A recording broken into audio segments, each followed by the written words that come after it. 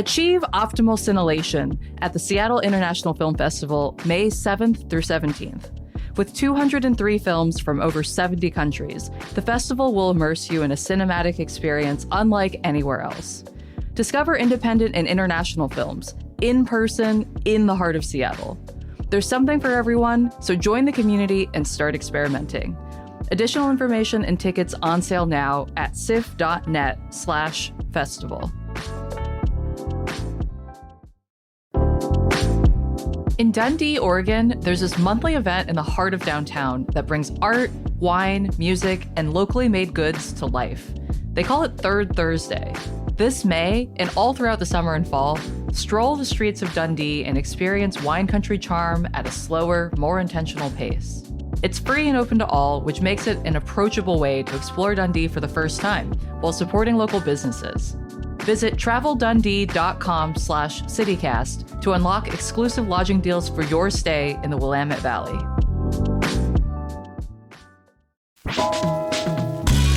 This is CityCast Seattle. I'm Jane C. Hu, and here's what Seattle's talking about. 3 people in King County are being monitored for Hantavirus symptoms. We'll tell you what we know and what we don't.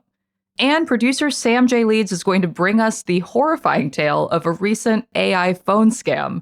But first, Seattle has become a destination for trans and queer people around the country fleeing hostile environments. Here to discuss is Madison Jones, managing editor of Seattle Gay News. Welcome, Madison. Hi, Jane. Thanks for having me on. Of course. And we've got creative producer Sam J. Leeds. Hi, Sam. Hello. Madison, you got a tip that the city could soon be declaring a civil emergency in response to queer and trans people coming to Seattle. How did this come to be? Seattle's LGBTQ Commission wrote this letter for Trans Day of Visibility about a month and a half ago and gave it to the mayor's office, city council, the city attorney, basically requesting that the city declare a civil emergency for LGBTQ refugees. In the letter, they cite a bunch of information, reports from like the Lumpkin Institute and from the University of Chicago studying the movement of internally displaced queer people in red states in the center of the country moving to blue states and blue cities. A lot of trans people in particular have been moving here because of laws that have been passed, continue to be passed in places like Kansas and Texas and places like that. And essentially what inspired the commission to put forward this letter is that we have a lot of wonderful local organizations here in Seattle like Traction and Gender Justice League, Seattle's LGBTQ Center, folks like that. And they're kind of our front line for providing housing and general support services for folks who are coming into the city. And what they had reported to the commission, as well as in the letter, is that the resources they currently have is not enough to handle the amount of people that are coming in. Would declaring a civil emergency help with that? Yeah, so my source had to explain this to me a little bit because I was also unfamiliar, but essentially declaring a civil emergency will allow the city to free up certain funds. It's kind of a bureaucratic thing. Certain funds that are kind of reserved for emergencies. In my article, I mentioned that back in 2015, Mayor Ed Murray and the King County Executive declared a civil emergency for homelessness. And technically, we're still in that state of emergency here in Seattle for homelessness. And unfortunately, that issue has not been resolved. But the reason why they did that is because they wanted to access this pot of money that can't be accessed unless there's, been this emergency declared. Seattle and Washington, sort of as a state in general, is often looked at as one of the sort of safer places to move to for people who are internally displaced in the country. Can you speak to a little bit about some of the things that make Seattle and Washington a safer place for queer and trans people to be moving to? Like, what are some of the protections that are in place here? I'm going to use myself as a personal example since I am a trans woman. So When I had to change my name on my social security card, a lot of that has to do with kind of like whoever you're talking to at the social security office in the place you live. And thankfully in Washington state, our state government trains our employees of the state to kind of know about LGBT rights and stuff to make sure they're not discriminating. So I did not have a very hard time getting that changed. But for example, say my friend who's from Nebraska, she still hasn't been able to change any of her state documentation. When you move to a state like Washington, you get to be able to access certain services from the state or be able to change certain things you wouldn't be able to if you were living in a red state. As far as the city of Seattle, I mean, culturally, we're a very accepting city. We very much, I think, embrace a culture here of live and let live, letting people be themselves. And that also is due to the activism and the fighting that the community has done here for many decades, including my employer, SGN, that's been out and doing it since 1974. I think that is the appeal for a lot of LGBT refugees to come here is for those reasons. Yeah, I a few years ago did some reporting on families that were moving to Seattle because their kids are trans and they wanted them to be able to grow up in an environment where they would be safer. And I spoke to Erin Reed, who is a journalist who tracks a lot of the topics that we're talking about right now. One of the things that she told me was that Seattle actually has one of the highest densities of hormone therapy clinics in the nation. So there is like actually just more medical access here as compared to a lot of other cities in the country. And then one of the other things that I think is particularly interesting right now is that we a few years ago passed the SHIELD law, which protects anyone who's seeking refuge in Washington or pursuing medical care from being extradited back to the state where they came from, which is similar to some of the issues around abortion access that are happening throughout the country as well. I can imagine, as more people move here and the cost of living keeps going up, people's ability to actually find housing that is affordable or get employment, even though they're moving to a place where once they find housing or employment, they're protected from discrimination, is harder. Were you able to get any information from your source about how the funds are going to be spent? Are they moving towards housing or is that sort of still unclear?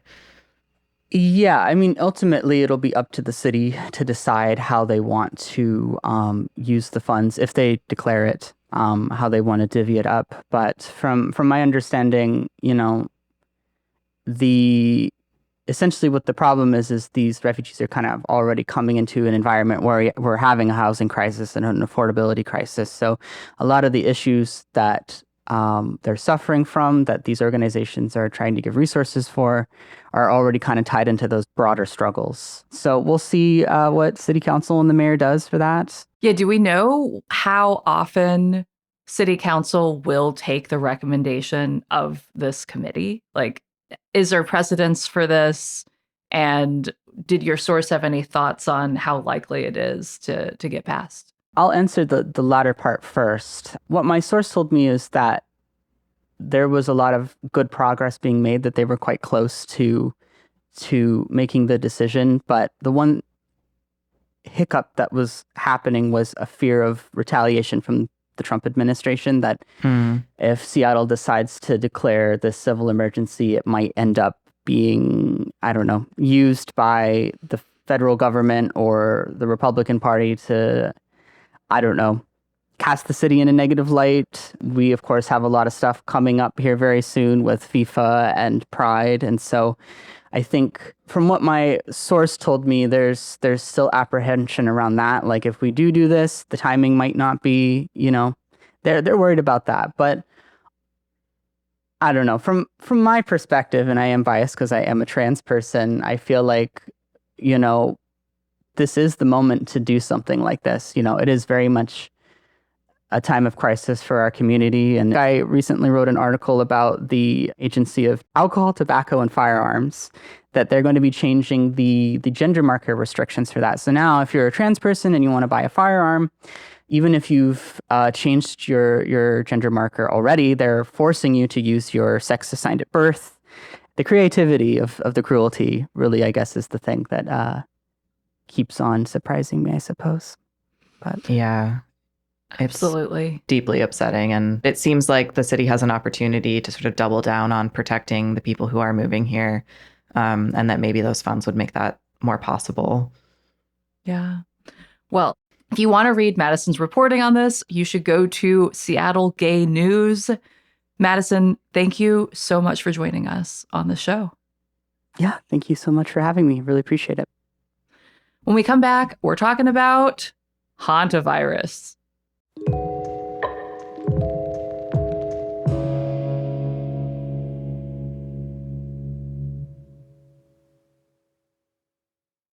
Hey Seattle, if you've ever wanted to see our Pacific Northwest whales, this is your moment. FRS Clipper Whale Watching is the only whale and wildlife tour departing from right in downtown Seattle. And this year, for their 40th anniversary, they're launching a brand new catamaran, the Emerald Clipper. It was built right here in Washington State, and it's designed for comfort and incredible views with spacious outdoor decks, floor-to-ceiling windows, and onboard naturalists who help you actually understand what you're seeing aboard this floating classroom. Out on the Salish Sea, you might encounter humpbacks feeding, killer whales hunting, gray whales cruising, plus bald eagles and seals and sea lions. It's not just a tour, it's a full wildlife experience. And they have a whale sighting guarantee, so if you don't see whales, you'll get a complimentary tour to use in the future. Spots fill quickly as the season ramps up, so don't wait. In fact, Sam and I have already booked our trip, and we cannot wait. You can book early too. Just go to whalewatching.com. That's whalewatching.com. Joining us is Lex Vaughn, founder and editor of The Needling, Seattle's only real fake news.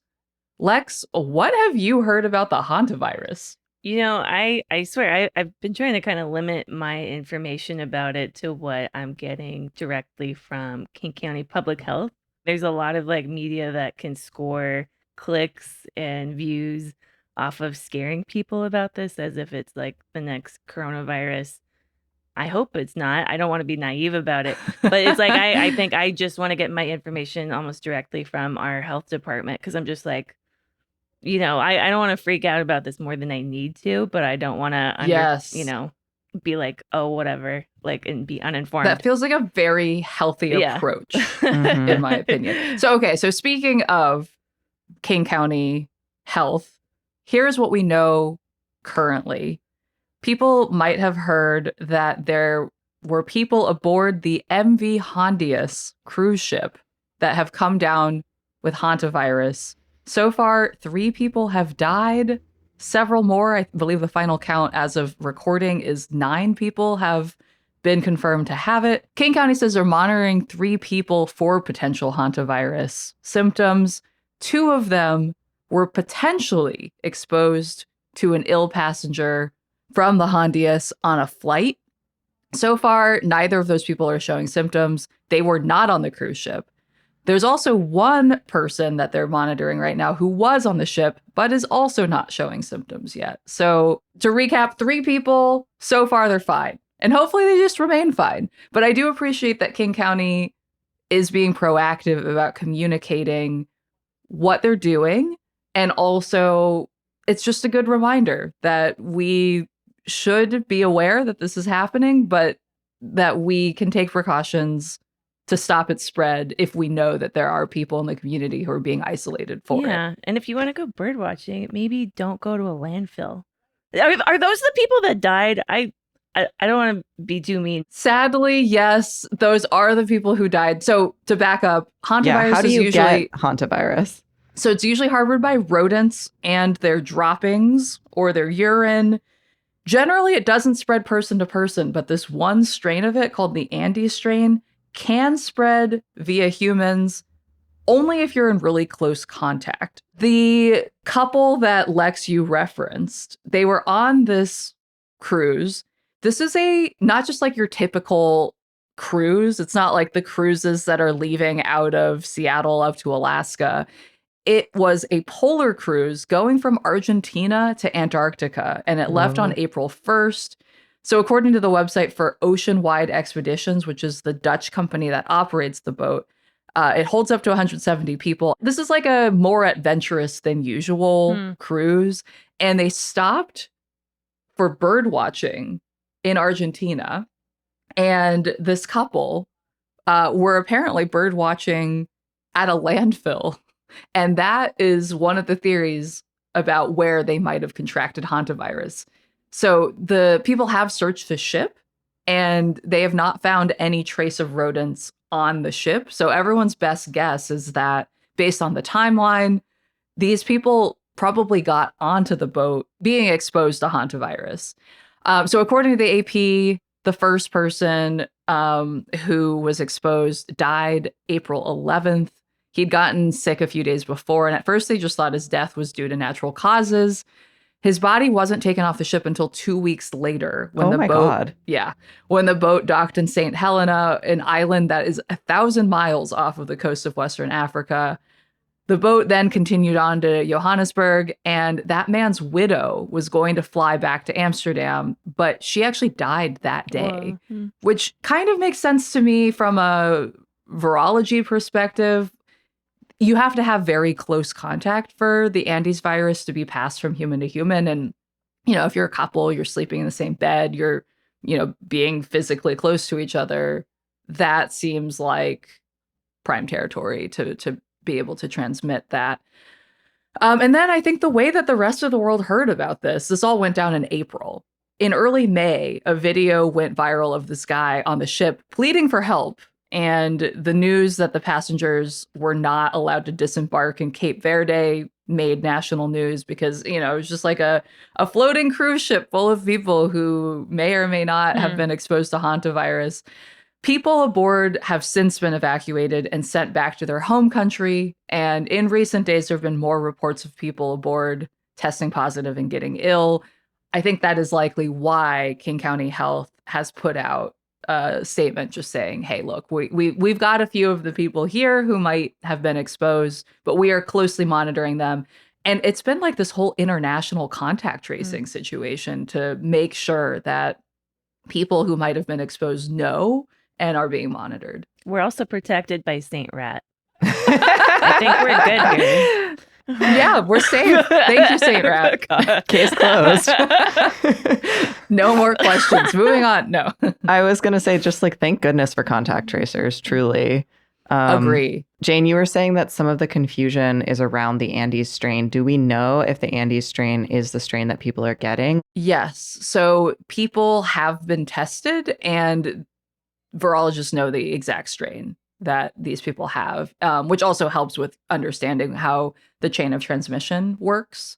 For context, most hantavirus is not transmissible from human to human. Like you have to basically have had direct contact with rat poop or pee or something.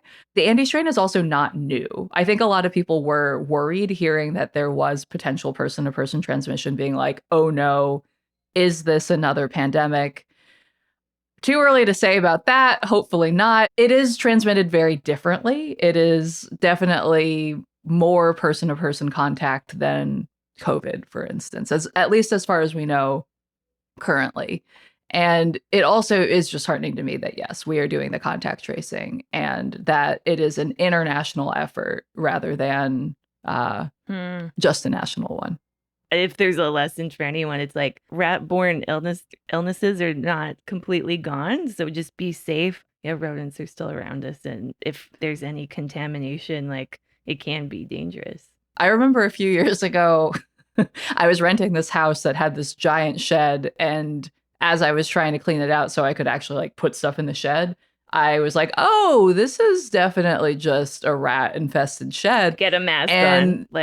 I proceeded to spend the next 24 hours Googling hantavirus symptoms because I was like, am I getting, is it allergies? Am I getting sick? Is it hantavirus? It was very heartening to learn that there are overall very few cases of hantavirus in Washington in particular, but it's still possible. So it's not still best to take precautions. It's not going to be the next COVID, but if there's anything to take away from it, it's keep your food packaged carefully. Don't just walk into a dirty shed without a mask on. That stuff is still important. Wash your hands. Just kind of the basics. Yeah. I have seen some panic and misinformation around how serious this is, at least currently. I don't want to say, never say never, because things do happen that are unexpected. What we currently know about the Andy strain does not suggest that it is anything close to what COVID-19 was. But I do think we're all still very scarred from it. And I think that I know the common refrain that I've seen, especially online from folks, is like, well, they told us not to worry then. Yeah. And it's just traumatizing, because it's like, I don't believe you anymore. Even when it is true, And in a time when I think people are worried or concerned that health officials are being pressured to follow unscientific directives, I, at least, still have a great deal of trust in our local and regional health authority, and have been, really just trying to closely monitor what they are saying and talk to people who actually have expertise in these things or read interviews with them. And honestly, there can't be one more thing for me to worry about, It's like, if someone is just like, listen, we'll tell you when to worry, I'm like, great, I will put that off until you tell me. Yeah. Let's take a break, and when we come back, we'll talk about yet another horror, AI phone scams.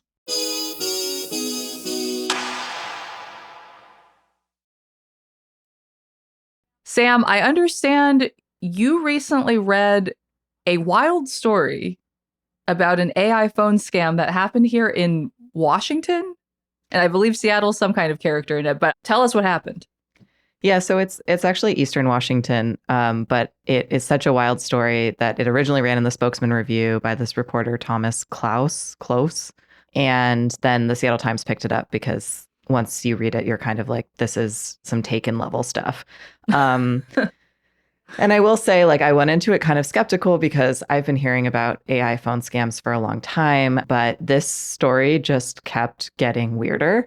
So to start, this man got a call from his crying daughter in March. She told him that she had gotten into an accident, she was in trouble, and that she needed help. And he knew that she had recently traveled from Spokane to Seattle for a concert. So I guess technically that's where Seattle comes into this, is that she was in Seattle. But he was totally freaked out by her tone of voice, was like, oh, she's really scared, and kind of went immediately into sort of like, I have to help my daughter mode. And shortly after he heard her voice, there was the voice of a man who told him that he was a medic, getting on the phone and saying that his daughter had been in a collision, in some kind of car accident. And then this third voice gets on the phone. It's a Scottish accented man's voice. And he says that the collision was actually interrupting a drug transaction, and that she had, quote, seen something she wasn't supposed to see. The Scottish man was the drug dealer in this apparently, situation? Okay. Something's going down. So he tells this man that because of her witnessing something she wasn't supposed to see, he's now taken the daughter hostage. And he basically says, like, you have to pay me or else I'm gonna kidnap and traffic your daughter. Oh no. And this man had been a cop for 26 years. He was a retired cop. And he also apparently had been a journalist for 6 years before that. Wait. What? A career change. I know. Choices were made. But wouldn't you think a cop would be, well, I don't know, I guess depends on what kind of beat he was on, maybe, but it feels like I would assume that a cop would be more savvy to such a scam. But maybe, you're just taken by the emotion of having your crying daughter on the phone. I mean, that's very creepy to have your daughter's actual voice. I've read about AI scams happening even via like video call. Like there's like straight up like, oh, absolutely, that's happening. I'm sorry, but that's happening. PSA, that's happening. It's absolutely happening. There was a little while where I saw online, like, have them put their hand in front of their face, and that's the way that you can tell whether it's AI or not. Wait, you guys, we're on a video call right now. Can you put your hand in front of your face? And But I just saw a report this week that now that's not a way to gauge whether or not it's AI or not. So it's getting really bad for everyone. Okay, so sorry, we interrupted you, Sam. So this person's daughter calls. Scottish drug dealer is like, she saw some stuff she shouldn't have seen. Extortion? Like Extortion. what's the end result here? Yeah. Okay. So this man is sent on like a somewhat wild goose chase of visiting every bank branch within the county that he lives in, to take out and wire small amounts of money to different bank accounts. And the whole time the person on the phone is saying basically like, don't get off the phone with me. Because something bad will happen to your daughter if you do. And they kept at least more than once bringing the daughter back on the phone to be like, she's still with us kind of thing. And this man, at one point, there was like a break where he was like, I'm going to get off the phone. I'm going to call you back. And he tries to call his wife. His wife's phone goes straight to voicemail. Her voicemail box is full, so he can't leave a voicemail. I will say the one question that popped into my head while reading all of this is like why he didn't try calling the daughter directly if he had time to call the wife. But I suppose he probably wasn't thinking straight. Yeah, at that I point. wouldn't be thinking straight either. Yes. I mean, like it's easy to sit here safe and logical, but obviously in this moment you're terrified. Yes. So all in all, he is withdrawn about $13,000 by the time he reaches the sort of final bank in this story. At this point, he's written down his wife's phone number and sort of information about what's happening on a piece of paper to try to get information to the FBI. I feel like I would write, again, this is me thinking clearly, not in this situation right now, but I would think that maybe there'd be a way to write a note to the bank teller being like, help. I mean, even if you weren't thinking about it as an AI scam, which this person clearly wasn't, like if you didn't want to check on your wife and daughter, even just being extorted, I would be like, please help, bank teller, like call police now. You're thinking the way that this man was thinking, which is that he writes down on this piece of paper his wife's phone number, some information about what's happening. And at this final bank that he gets to where he was attempting to withdraw $17,000. Oh my God. He slides this note across to the bank teller and then heads to the bathroom.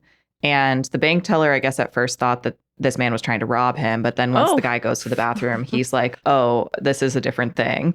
So he pulls in a couple of like the branch managers, I guess, who have, you know, kind of protocols for how to deal with this stuff. And they had him put the phone call on speaker. And the teller like said that he had, because it was a large sum of money, he had to like count in hundreds out the bills. And so he was fake counting out bills and like using paper to just make the sound of it while they called the police. The guy is panicking because he's like being threatened that he's being surveilled throughout all of this, that there are like people outside the bank. And so the cops arrive and they are able to sort of like do a perimeter search and are like, there's no one here. And then they're able to get in touch with the wife, who's able to get in touch with the daughter and confirm that she's fine. She like merges the call with the daughter so everybody can hear. And at this point, he's like, okay, everybody in my life is okay. I don't have to pull out this $17,000. And the sort of final cap on this story that is so wild is that the guy comes back on the phone and is like, do you have my money? And he says, no, I know my daughter's fine. And like swore at him. And then the guy on the phone says that he has guns and can kill everyone. And the man who was a victim of all of this says, I pray you come looking for me. Come at me, brah. He finally Basically. became Liam Neeson. I was going to say, what would Liam Neeson do in all of this? His transformation into Liam Neeson was complete at the end of the story. Oh my God. Okay, so first of all, I don't have just like $30,000 I could wire someone. So I'm like, I'm safe. I feel marked safe from AI scam. Everyone who's poor is like, I think I'm good at least. Hopefully. I don't know. The first thought I have on all of this is I'm still just amazed that AI technology is this good at spoofing voices now. I mean, I knew that was a thing. Obviously, we've got these AI chatbots that have very human cadence in how they talk. It makes me think of if you all have seen Terminator 2, when the T-1000 can impersonate people. That's happening. Dude. And the Arnold Schwarzenegger, the like good Terminator, is trying to figure out if John Connor, the main character's foster parents, have been compromised in some way. And he hears a dog barking and he asks, "What's wrong with Wolfie?" And the Terminator, the compromised foster mom, is like, "Wolfie's fine." And it turns out, the dog's name wasn't Wolfie. That's how they knew. And I'm like, do I need like a Wolfie type password now? Like so we know if it's an AI scam or not? That needs to happen between people. I think there needs to be more conversation about like, what are the safety protocols, I guess, if this happens? Like, what are the codes we have for each other? Like, I'm going to ask you, we need like password questions for each other. Like, that's so sad, but like genuinely, like between your parents, all your loved ones, you need like a passcode. I also wonder, from the scammer's perspective, how much work did they have to put into this? Like, how did they decide on a target? How did they find this person's voice and decide to try and get at her dad? And also, what technology specifically was being used to generate it? Because you would think or hope that any AI company who's been thinking about ethics has thought about this as a possible outcome. Hilarious. And I know. Think they're thinking about ethics. That's adorable. Come on. But still, it's like you would think that there'd be some kind of cursory safeguard against this, but apparently not. No, because absolutely it did happen. I mean, you can ask ChatGPT like how to plan a bomb threat. Like all of this is just like normal. They're not regulating anything. Not even trying. Not even trying, really. Like, they're actively blocking legislation that's trying to limit stuff like this from happening. Like, yeah, I mean, the bigger question for me is also, is this being prosecuted? Is it even prosecutable? Like, I just feel like the system in which our legal and legislative systems exist really has moved at a much slower pace and hasn't accounted for this kind of stuff yet. Like, I feel like we just got to the point where we're like, revenge porn is prosecutable. And that took way too long. And now recently. People are making AI porn out of people they know. Like, it's horrifying. So I'm thinking about the circumstances that this happened under. Like, I wonder if the daughter had a public social media profile where she was posting like, I'm going to Seattle this weekend for a concert, or where her voice was, in videos. And that's we're just all cooked, Sam. I know. I've been holding know. that back to not be too negative, but I'm like, man, so like anybody who's got like putting out their public face and voice is like probably like, we actually, like, it's dawning on me just in this conversation. I'm like, I need to have conversations with my family about this. It's always been my mom's worst nightmare that I be kidnapped. Like, she's been very concerned my entire life that I be kidnapped. I think at this point it would be adult napping. But I'm realizing too that we probably need some kind of protocol for this, because it seems like it could happen to really anyone. Yeah, I really like, I would read an even more long version of this story, because it's like, I just have so many questions. Like, did the phone call come to him under his daughter's name? Like, because I know that's happening. Oh, I think spoofing a phone number is pretty easy these days. That's happened. Like, I've gotten calls from my own phone number before. Man, like, we need like some really like PSAs, like some very serious PSAs about this stuff. I think sometimes you need to read a story like this, get a little smack in the face. You're like, yeah, there's like people out there like this that are using this technology, and it's very serious. Like, we need to kind of widen our little naive minds here. Like, oh, that could happen? Oh my God. We really need to take feel like precautions. Feels like living on Earth in 2026. Yeah. All right, that's all for today here at CityCast Seattle. Sam J. Leeds, thank you, or not, I guess, for bringing us this horrifying story. I feel like my refrain on the show is becoming "you're welcome" and "I'm sorry." And Lex Vaughn, thank you for joining us and sharing in my horror for both of these things. Yeah, thank you very much. I'm honestly thankful for it. I've had some revelations just in this conversation. I'm your host, Jane Sihu. And listeners, if you have been the victim of an AI scam or have a safe password or something with your family, I would love to hear from you. We're Seattle at citycast.fm. You can also text us or call us and leave us a voicemail.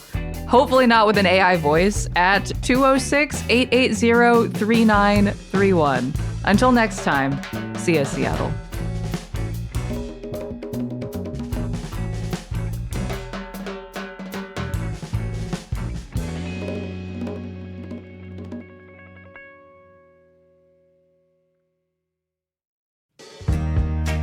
If you're enjoying the podcast, be sure to follow us on Apple, Spotify, or wherever you listen so you never miss an episode. Also, leave us a little review. It's really helpful. And tell your friends about us. You can also get more local news and events delivered right to your inbox by subscribing to our newsletter. Just go to seattle.citycast.fm. And you can find us on Instagram, Blue Sky, and TikTok at CityCast Seattle, and you can watch full episodes of the show on YouTube.